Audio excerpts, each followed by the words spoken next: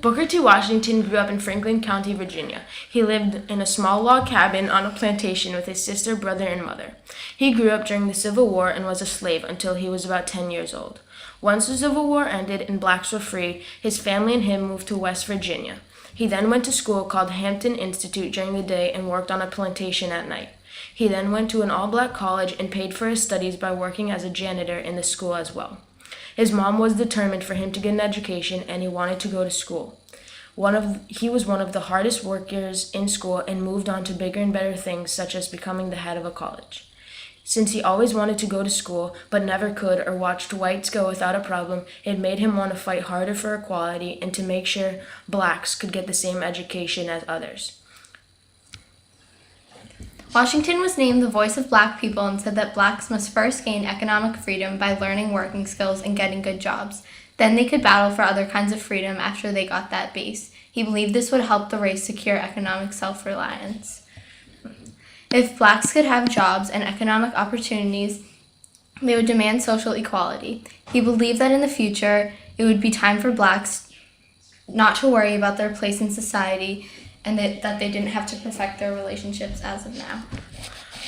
I could go both ways with his ideas. I would say it was good because you can't change something or someone in one night, especially something as big as slavery. So it makes sense why he would take it slow and try to make big things change slowly over time. But on the other hand, blacks had so much less, and I don't see why he wouldn't try to get more people on his side as fast as he could so that things could change and be fair sooner than later. Booker's idea was slower compared to others at the time. He said that blacks just wanted a chance to make speeches, go to school, and get jobs. W.E.B. Du Bois. Oh my God! Fucking. Okay, Stop. You have to stop it, because then it's not going to work. Stop. W.E.B. Du Bois would not settle for anything less than equality. Women had to be able to vote, and it was said that he was the father of the civil rights movement. Marcus Garvey wanted equality among all races and to promote Christianity. He wanted to establish universities, colleges, and other schools for blacks.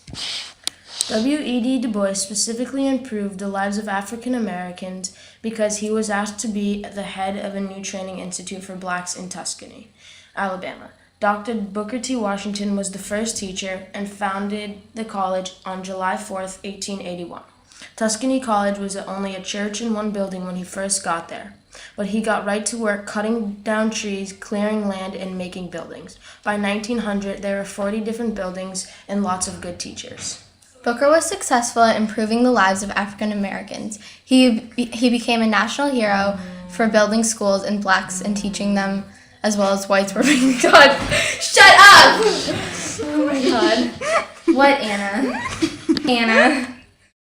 Booker was successful in improving the lives of African Americans. He became a national hero for building a school for blacks and teaching them as well as whites were being taught. He also gained economic freedom for blacks. The Tuscany. Booker T. Washington's greatest achievement was the Tuscany College, where blacks still attend.